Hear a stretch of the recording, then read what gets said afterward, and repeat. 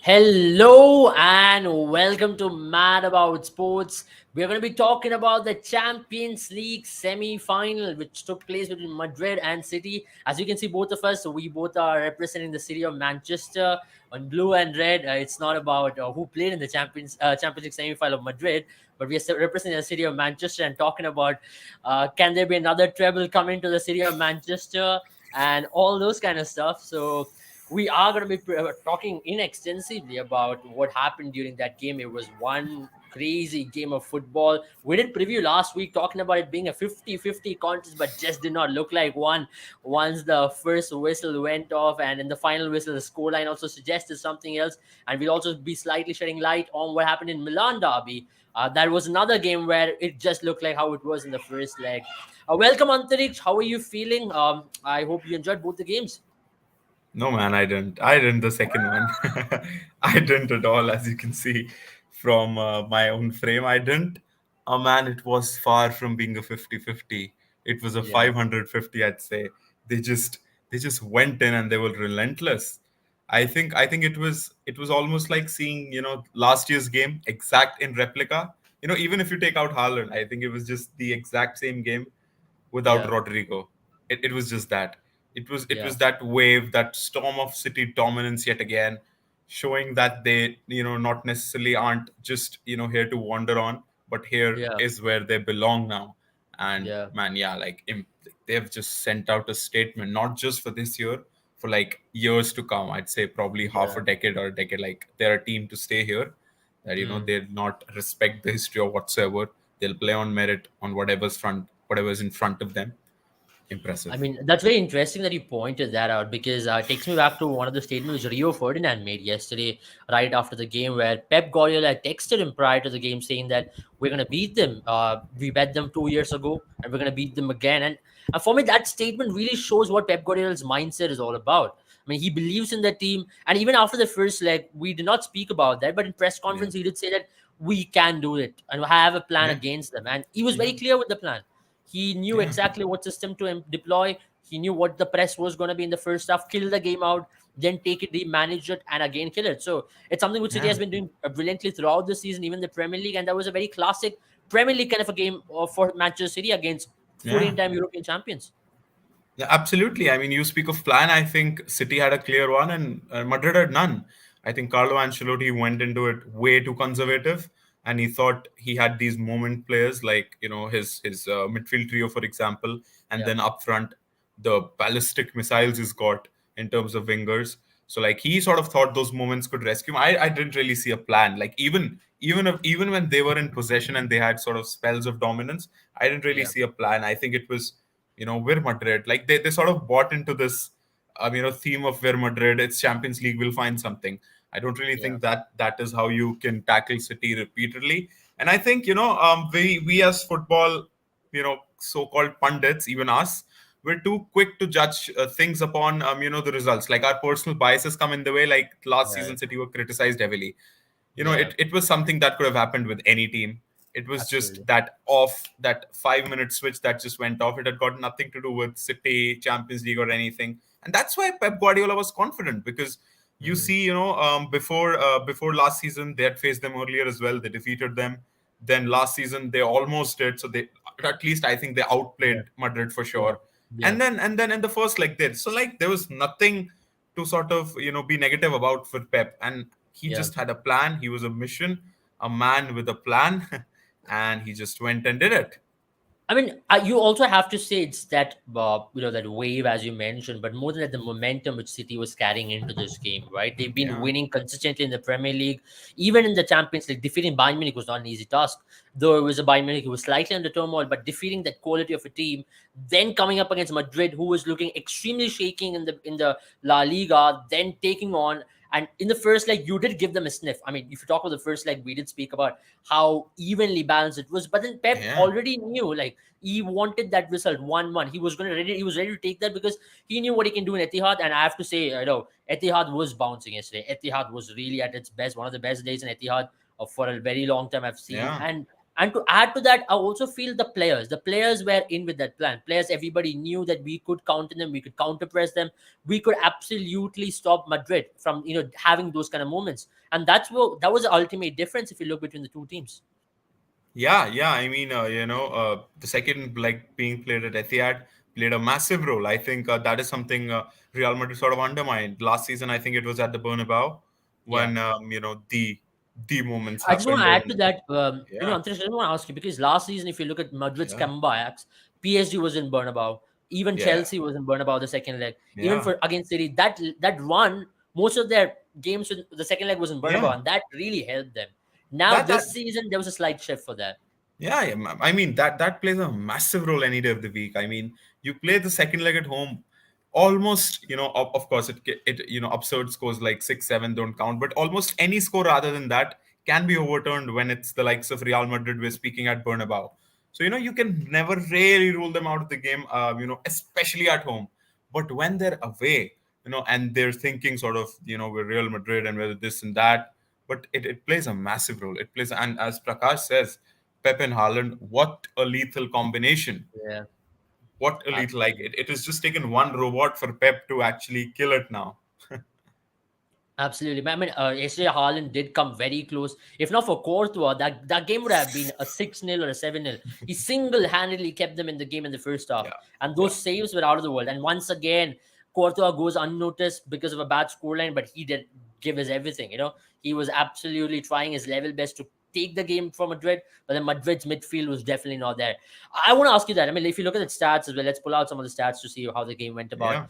yeah, The stats in itself says a story, isn't it? Because I know in the second half, Madrid did get a little bit of more possession, but then the first half, it was a complete City dominant, 79% possession. And Madrid in the 15 minutes, they were not able to make 2 to 3 consecutive passes together, and that was the difference. Stringing together passes was very few from Madrid in the first yeah, half, and first half was where the game was completely won. Let's talk about that because City were at it. Haaland trying to take two shots, it could have possibly gone in on any other goalkeeper. If it was any other goalkeeper, those two headers could have been different. But Bernardo Silva, we have to talk about him. What a game did he have? I mean, him cutting in from the right hand side, going in centrally. That first goal was a thing of beauty, isn't it? yeah. Oh, it was. I mean, it reminded me of last year's Mahrez strike, if you remember. Yeah, yeah. Putting This out was second Courtois leg. the other side and then Yeah, pulling it in exact there. I mean, one of the only complaints that we've had with Bernardo Silva over the years is his lack of goal involvement. And yeah, boy, did he come at the right damn time, man. Like with his two goals. I mean, it's not necessarily his job, but well, man, his wing play yesterday was just phenomenal.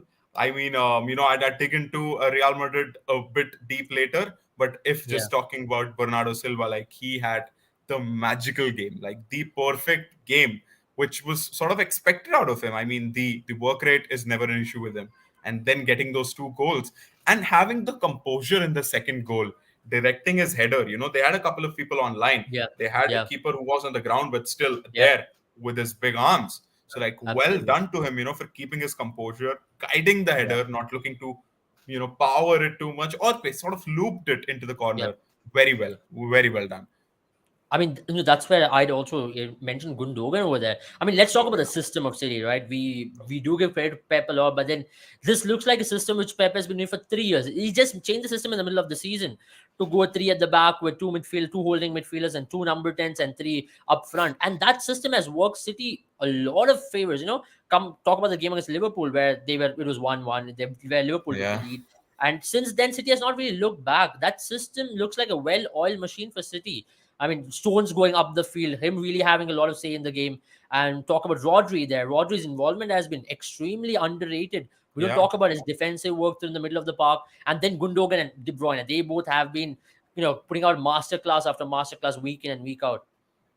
Oh man, I mean, I'm a big fan of Guardiola as always. I think it's criminal how he's underrated. How he's just on probably him getting an UCL medal or not. I mean, the way he's like, people don't realize this. If it's any other team, any other manager, they go, oh, they don't have a left back, they don't have a striker. Well, he has done it without a striker. He's done it without a left back. Yeah. He just went on and sold his left back just because he said, I'm not feeling it right here. And Yeah. he went on without any issues, and he thought, well, I will think of something else.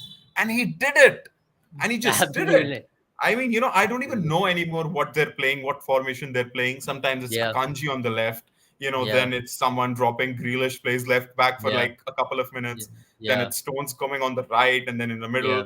going into the box, shooting. Yeah. Akanji is making overlapping runs to Grealish. I mean, I don't know what's happening anymore there. And Stones Yeah. passing it to De Bruyne. De Bruyne trying to find Stones in the box. It's Right. just a beautiful mess. Like right now, it looks like a well-oiled mess. Or I as mean, do Neymar you is. reckon that's been the advantage for him? Is unpredictability in terms of using fluidity in players? I mean, we often talk about this being unpredictable can come to backfire you, Yeah, but then for Pep Guardiola, that's really worked to his advantage, isn't it? Because he is seeing Akanji move up the field, so you can't really plan up against Akanji, yeah, or you can't really plan up against a John Stones. Okay, let's have John Stones completely covered against your CDM, and we'll take care of Rodri as well. But then that's not the thing, because you are seeing players move swiftly up the field. Yesterday, for example, Kyle Walker, his defensive work rate was exemplary in terms yeah, of covering Vinicius Jr. I mean, we don't talk about it because his involvement maybe up the field was extremely minimal, but then his yeah. defensive work rate, his pace against Mini's Absolutely. pace, that cancelled each other out, and that was the difference. Absolutely. If you remember, one time they were through in the first half and they were in. Yeah, And, Vinicius had a head start and Kyle Walker just went and pocketed him. And I was like, man, he's like, what, 6, 7, 8 years older than him? We know yeah, Kyle Walker's damn fast, but how fast? Like, you need to be really fast, when Vinicius yeah, has a head start over you and you yeah, go ahead and catch him. So, like, I mean, yeah, like fantastic. And you talk about unpredictability. He has been criticized for it. Like he's been yeah, criticized for it a lot. But it was almost like he has planned this 3 months before now. Like he has done this all this unpredictable and overthinking job 3 months yeah. prior. And now when they're in the business end, they're already a well-oiled machine to be, Right. playing the likes of Stones here and there, Yeah, Akanji here and there. I mean, yeah. he is just bringing out quality out of players that even players themselves don't know that they Absolutely. exist. Like Yeah, who would have thought Kanji? He himself would have never thought at Dortmund like he'd yeah. be playing left back in certain positions like of the game. Mm, Impressive, man. Impressive, absolutely. at least. Personally speaking, I was one of the biggest critique when he did not start Rodri in the Champions League final against Chelsea, because I felt like unpredictability, sometimes you don't need to do that. Sometimes keeping Yeah, things simple is the most important thing. And yeah, now what he's done is eased into that system, like over a period of time, slowly yeah, settled in. Now players also feel comfortable what to do, what yeah, fluidity is. But let's take this question. It's a very interesting question, because Kamavinga did get injured against Getafe, and you did feel like he might not even yeah, start. yeah, Giving him a start, was it a desperate move just to cancel out someone like Bernardo Silva and his ball playing ability? I know Kamavinga's ball playing ability is exemplary. We all know that he's a midfielder, he can do that. But when a player is injured, did he just rush him in? Because he just got injured 3 days prior to this game, and maybe that was a major difference because he was nowhere there defensively against Bernardo. yeah.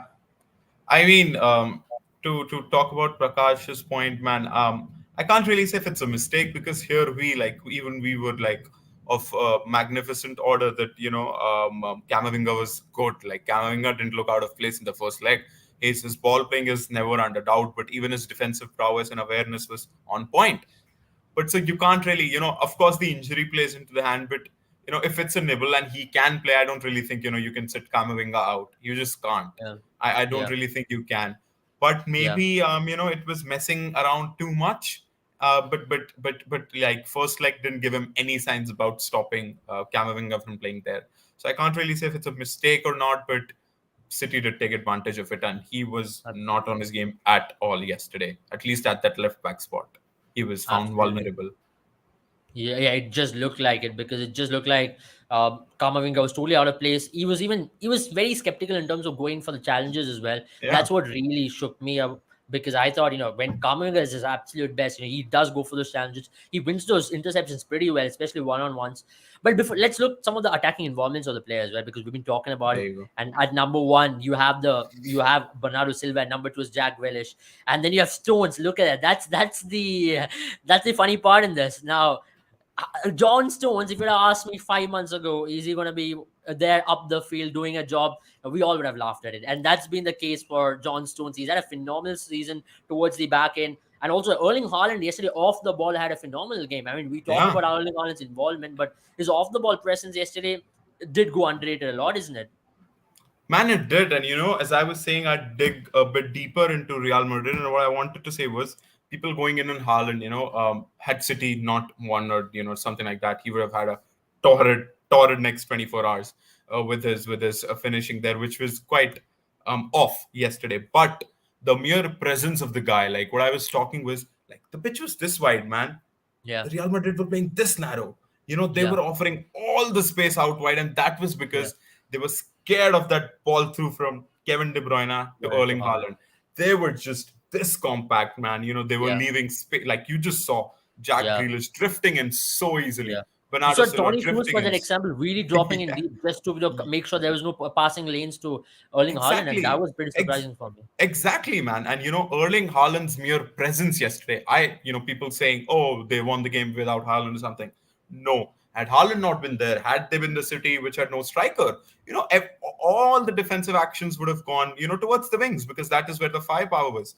But Yeah, with De Bruyne in the center and Haaland, the threat of Haaland, they were all concentrated there. And I think Ancelotti was too focused there and left two of the most dangerous people out there on the wings free. yeah, And I think that is where they sort of lost the game. And you saw, Kevin De Bruyne was last on that list.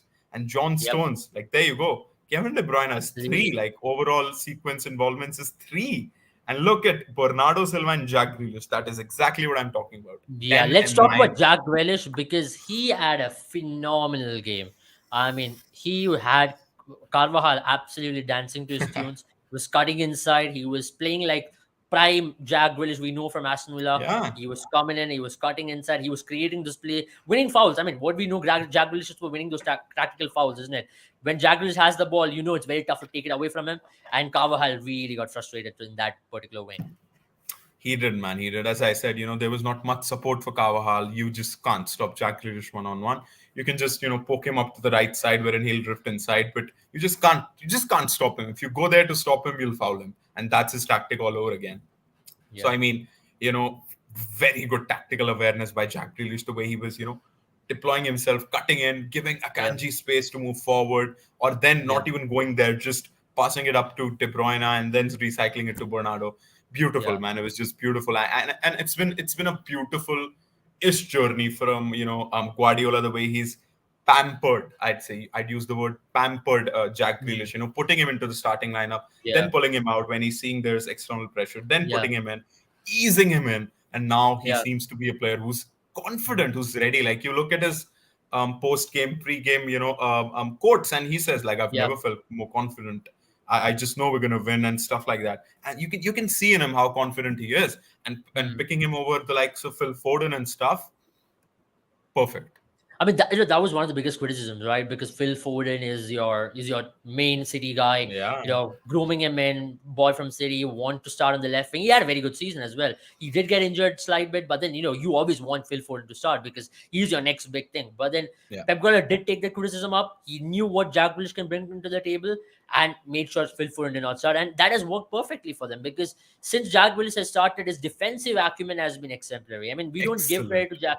to Jack Grealish. We do give credit to Jack Grealish's attacking front, what he can do because that's what he can do. Yeah, And for England, he has done that in the recent past. But his defensive acumen, going mm, deep in the left half spaces and winning the balls, taking it upfield, creating those counters as well. City's one of the biggest strength yesterday was Jack Grealish running the play from back. Him yeah, winning the ball, then running, taking it to Gundogan, Gundogan to De Bruyne, then De Bruyne to Haaland. I know the finishing was a bit off from Haaland yesterday, but those right, that yeah. really took Madrid apart because he was winning the foul even in City's half, way deep inside there. Yeah, I think early in the game he did create that chance when he clipped that ball in, and Haaland, like, it was an exemplary save from Thibaut Courtois. So yeah, a big meteoric rise, and even at Aston Villa he was criticized. He was touted as that fancy player who doesn't really work hard in a team that requires working. But as we know, Guardiola, there are no ifs and buts with Guardiola. When De Yeah, Bruyne runs, everyone should run. When Haaland runs, everyone should run. So when yeah, Messi runs in his team, everyone should run. So absolutely. there are no exceptions when it's about Guardiola, and like he's shown, he has transformed the whole sort of approach of what Jack Grealish is as a player, and it's not just Right. about the flattery up front; it's also about the team player that he is now. Yeah, I mean, now let's get back to Madrid. And one big question everybody's asking all across the world is this the end of an era for Madrid? Because actually, you saw how Madrid was outpaced in terms of age difference as well. They have got some brilliant youngsters, but in terms of Modric being taken off in the 60th minute, that was a difference for him. Because Yeah. Modric, on a good day, he plays in 90 minutes and he can create those moments of magic. If he was there in the field, would not know what could have possibly happened. Tony Cruz being taken off, and now is it time for transition? Now you are linked with Bellingham, you are linked with some of the other players as well. Maybe is this a time for Madrid to look beyond these trios of Benzema, Kroos, and Modric? I mean, I think they have. I think again they're smart. They're just smart. They have an abundance. They sold off Casemiro when they, just found the right bit. They are smart. They need these. They're probably grooming the likes of Camavinga and Fede Valverde and probably possibly Jude Bellingham to come in Yeah, and yeah, the other lot. I think they're just grooming them to be a Chouamini to be a part of this Real Madrid future team. I think they've given yeah, 1 year extensions to the both of them. And I yeah. didn't really know what happened yesterday as to why they were subbed off. I mean, I would just keep them there. They're just magicians. Look how Tony Cruz just slammed the bar out of nowhere, and like Yeah. that. If that would have gone in, oof, we could have I had mean, a that's the moments we're talking about these two players, right? When these two are on the field, they create these moments. You saw that yeah, with Modric against Chelsea, that outside foot cross which he put to Rodrigo in mm, that mm, last year's yeah, quarterfinal. Those are the moments we're talking about. There are moments which come their way when Modric and Toni Kroos, they are press resistant as well to an extent, and yeah, they when they move up the field, they do create chances, and that they was the do. difference. Once they both were taken off, you knew. Madrid looked extremely, extremely jaded, and then the last goal came their way as well, to City's way, when Julian Alvarez. I mean, we have to talk about Julian Alvarez slightly because every time this lad steps into the field, he creates something. Let it be the World Yeah, Cup, let it be now. I mean, he does not. I mean, if it was any other team in the world, he would have been a starter. But unfortunately for him, he's yeah, competing with Haaland, and maybe in yeah. a system, if it is 4-4-2, he can possibly start sometime in the future. No, man. I mean, I actually think it's good for him. I was talking to a friend, and I was like, they were like, man, look at Alvarez. He's rotting on the bench and stuff like. I was like, no, like that is City exemplified. They did it with Jack Grealish. They did it with Phil Foden. As a United fan, I know how hard it is for a young player to come in, immediately, been given the whole mountain of responsibilities, and then they just succumb to it. Then they're not that.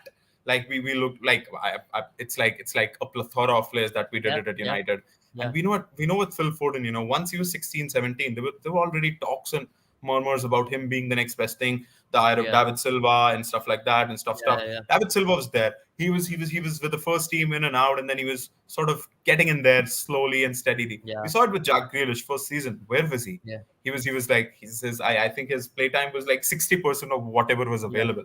So you pay 100 million for a player and you don't play him for 40% of the time that you could. That is a big yeah, thing.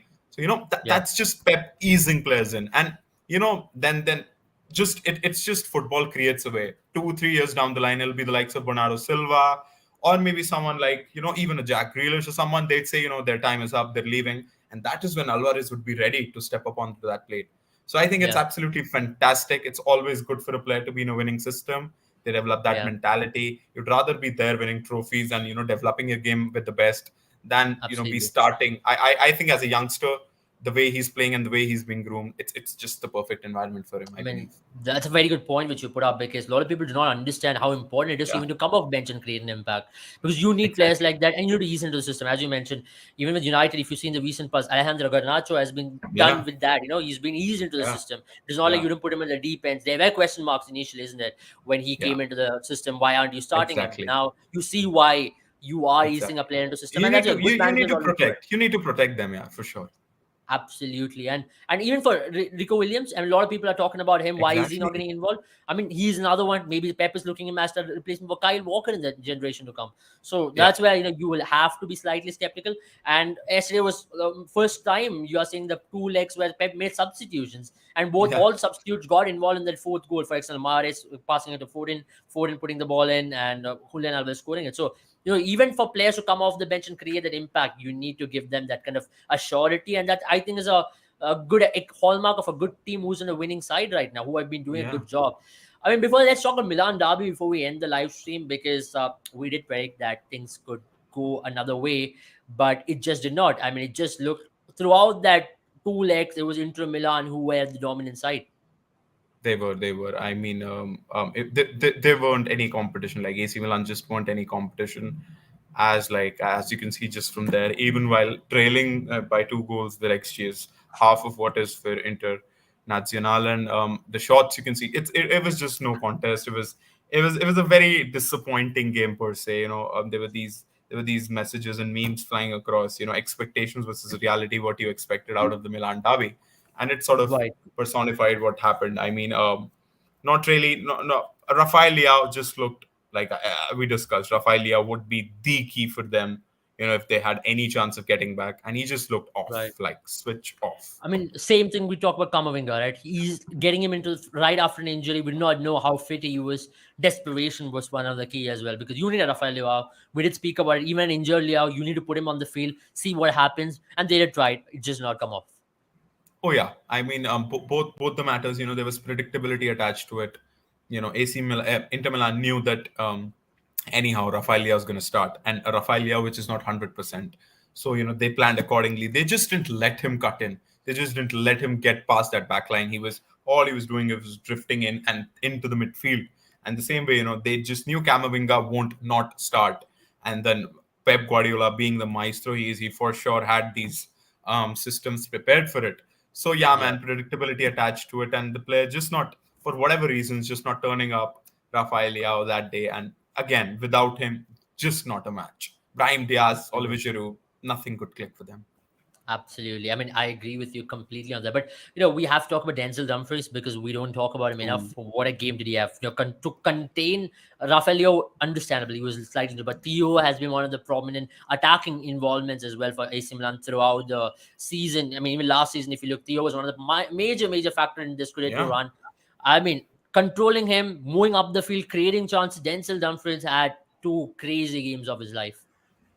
he did, and he has just shot up in value now. Like, he's a hot prospect across Europe already. With his the Euros he had and stuff, doesn't have any chance. Well, we'll go on to that, We will talk but about yeah, that definitely. yeah.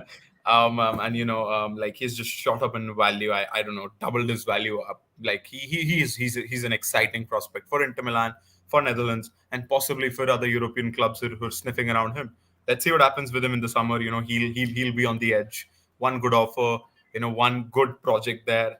I mean, we'd my I don't know, we I don't know, let's see, man, let's see. I mean, yeah, with the Netherlands connection, you never know. He could be on his way to the other side of Manchester, and yeah, it could be a good one for him personally. I think Yeah, he'll fit into that system pretty well, and that's why I think Denzel Dumfries is a hot prospect. Let's talk about that final which we have on the cards. I mean, a lot of people are saying City are winning it, but I have to say Inter Milan in these big finals.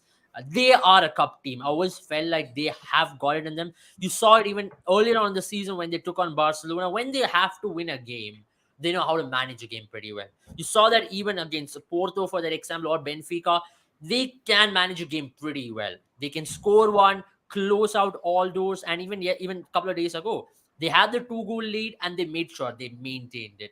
The midfield of Chalanolu, the midfield of Brozovic, the way in which they are compact, they don't let any spaces through you. They can be absolutely parking bus, annoying a very good playing team against you, and also the defense. They've right. Let's talk about Bastoni for that example, even Denzel Dumfries.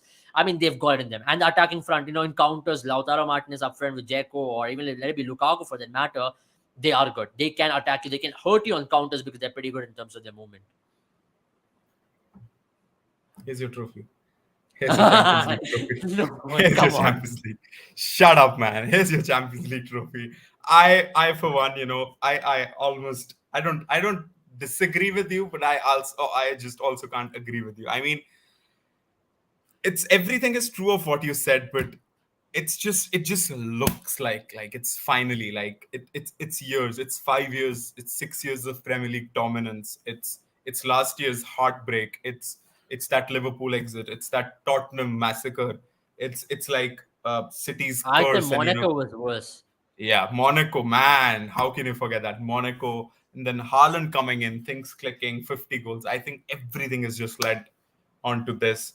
And although, as I said, I don't disagree that they are a fantastic upside, and stuff. They did not, they kicked out Napoli, blah blah blah. But City, man. I mean, and this is a red guy speaking. So, you just can't take it lightly. I mean, I'm shaking, man. I just hope, you guys just go Bring the out of, treble to Manchester once yeah, again. man. There you go. There you go. There you go. All for wrong reasons, I'd say, as a United fan. But before getting the treble, we have to play the red side. That is How what do you I'm see? I saying, mean, man. we both are representing different sides of Manchester. How do you see that game? Because it's a massive lead up to the Champions League final. You can't play a better team before Champions League final than United because Eric Ten Hag, you know how good he is in cup finals. He's done that Yeah, previously in Netherlands. yeah, yeah, yeah, We are, it's a Champions League stream, but then we have to talk about the FA Cup final just in brief. yeah. Oh, of course. I mean, if I wasn't wearing red, I would have said, "Here's your FA Cup trophy as well." But I like red heart. That's the only reason I can't say that with all of my body, all of my soul. But I don't really think on paper, on form, on vibes or whatever you call it. There isn't much of a debate as to who the favorites are, but we all as a United fan, I can hope is right now is we just turn up. You just don't turn up. That is it. Like, that is it. I just know you're gonna have 65% of the ball. I just know you're gonna have 8 to 9 shots. It's all about De Gea. It's all about how many of those shots are on target, and it's all about the pace of Rashford up there, and Yeah, maybe a couple of through balls from Bruno. I know the exact script of the game. It's just about those moments. Who's you're gonna click. manifesting it, isn't it? Oh man, but I mean, it's just written. Whenever winning against City hasn't really been a problem for us, even though Yeah, we've been having a barren patch. yeah, But every time absolutely. we've won, it's just these moments when we have Yeah. created I mean, magic in yeah, like last this season spells. for example, that second time around when City and United played, I thought Casemiro. I mean, he had There an you go. impactful game. I mean, you Yeah, have to say since his addition into the team, United has looked much more evolved. I think the FA Cup final is also going to be that, like the Carabao Cup final. yeah, How do you control the midfield of United? If you keep Casemiro, if you keep Bruno quiet, then you can see a difference. And it also comes down to Haya because on a yeah, good day, he is an absolute superstar. But is it yeah. a bad day for Bruno, or is it a There bad you day for go. Jiraiya, or if is it a good day? So that's what's There going to be you go. deciding. Exactly, man. Exactly. Let's see. Let's see. Let's just hope for the best for the both Yeah, of we us. will be talking Let's see. extensively about that before the FA Cup Yeah, final. It was just a lead up to it because we're just 15 days away from that, and we yeah, are going to be talking about it very soon. yeah, The 2 Sundays later, we're going to be talking about this. Maybe come back before the game and after the game and see how things are because that's going to be a major lead up to the Champions League final because these moments do matter, and it's also going to be how fit are going to be City because you're going to be playing some important games. Maybe if City can seal the Premier League this weekend, then they can rest a lot of yeah, players leading up to the yeah, United game as yeah, well. So that's going to be a difference. City have treble. They've not yet won anything. Let's agree to that. They've not yet won anything. yeah, United have already got a trophy, so that's a difference. And Inter Milan as well. They've got something in them. So yeah. I like to downplay my team often. So that's one thing that I like to go about it. Yeah, this is this That's is about it this from is us. classic Pep. This is classic Pep. Yeah, Yeah, we'll talk about it after the FA Cup final, like Pep yeah, said. We'll yeah, talk about it. yeah. We'll talk about it after the first Sunday of June. Thank you, Antarix. It was pleasure talking about these two Pleasure, man. games. I mean, we spoke about 3 games rather, and the Champions League Yeah, and 4 games. So we spoke about a lot of games, and as we always know, thanks for a lot of comments as well. We hope you share this video and also like to this, so the algorithm helps us to promote this video to as many people as possible. And if you do enjoy our channel, subscribe to it, and also follow us on Instagram for all the latest sporting updates. We keep you entertained with all the stats and some interesting trivia there as well. So follow our Instagram page and also do check out our courses. If you're an aspiring football analyst or a cricket analyst, do check out the courses. The link is in the description. Do give it a try. And this could be a stepping stone for your long career, whatever you aspire of. Thank you, guys. Thank you, Antarix, once again. Have a good time, all of you. Bye bye.